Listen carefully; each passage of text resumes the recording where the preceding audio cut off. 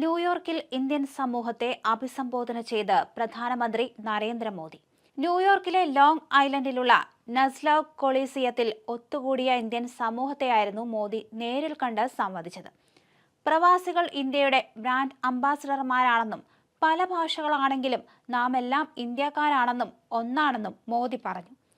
രാഷ്ട്രദൂതർ എന്നാണ് പ്രവാസികളെ താൻ വിളിക്കുന്നതെന്നും മോദി പറഞ്ഞു. ആയിരക്കണക്കിന് പേരാണ് സ്റ്റേഡിയത്തിൽ മോദിയുടെ പരിപാടിയിൽ പങ്കെടുക്കാൻ എത്തിയത്. ഹർഷ ആരവത്തോടെയാണ് മോദിയെ പ്രവാസികൾ സ്വീകരിച്ചത്. ഇവിടെ തന്നെ തമിഴ് സംസാരിക്കുന്നവർ ഉണ്ടെന്ന് പറഞ്ഞുകൊണ്ടാണ് മോദി പ്രസംഗം തുടങ്ങിയത്.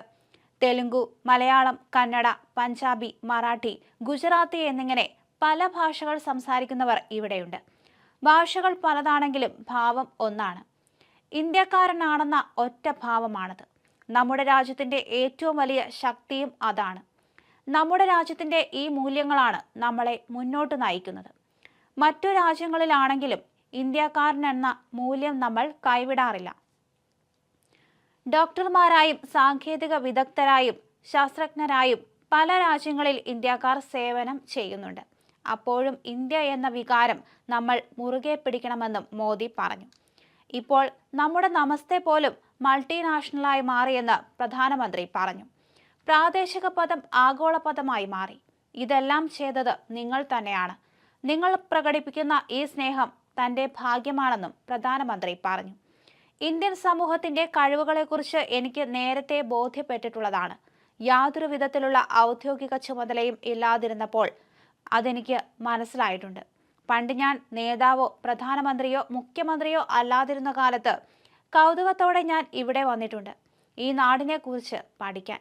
ഒരു പദവിയും ഇല്ലാതിരുന്നപ്പോൾ പോലും അമേരിക്കയുടെ 29 സ്റ്റേറ്റുകളിൽ ഞാൻ സന്ദർശനം നടത്തിയിട്ടുണ്ട്. മുഖ്യമന്ത്രിയായപ്പോൾ സാങ്കേതിക വിദ്യയുടെ മാധ്യമത്തിലൂടെ നിങ്ങളുമായി സമ്പർക്കം പുലർത്താൻ സാധിച്ചു. 2014 മാഡിസൺ സ്ക്വയർ, 2019 ഹൂസ്റ്റൺ, ഇന്നിപ്പോൾ ന്യൂയോർക്കിലെത്തി. എന്നെ സംബന്ധിച്ചിടത്തോളം നിങ്ങളെല്ലാവരും ഇന്ത്യയുടെ അംബാസഡർമാരാണ്. അതുകൊണ്ടാണ് നിങ്ങളെ രാഷ്ട്രദൂതരെന്ന് ഞാൻ വിളിക്കുന്നത്. കാരണം നിങ്ങളാണ് ഇന്ത്യയെ അമേരിക്കയുമായും അമേരിക്കയെ ഇന്ത്യയുമായും ബന്ധിപ്പിച്ചത്. നിങ്ങൾ ഇന്ത്യയെയും അമേരിക്കയെയും പരസ്പരം ബന്ധിപ്പിക്കുന്നു.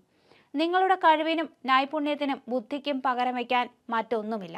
നിങ്ങൾ 7 കടലുകൾ കടന്ന് വന്നതായിരിക്കാം, എന്നാൽ ഒരു സമുദ്രത്തിനും നിങ്ങളെ ഇന്ത്യയിൽ നിന്ന് അകറ്റാൻ കഴിയുന്നത്ര ആഴമില്ലെന്ന് ഞാൻ വിശ്വസിക്കുന്നു. നാം എവിടെ പോയാലും എല്ലാവരെയും ഒരു കുടുംബമായി അംഗീകരിക്കുകയും വൈവിധ്യത്തെ മനസ്സിലാക്കുകയും ചെയ്യണമെന്നാണ് ഇന്ത്യ നമ്മെ പഠിപ്പിച്ചത്, പ്രധാനമന്ത്രി പറഞ്ഞു.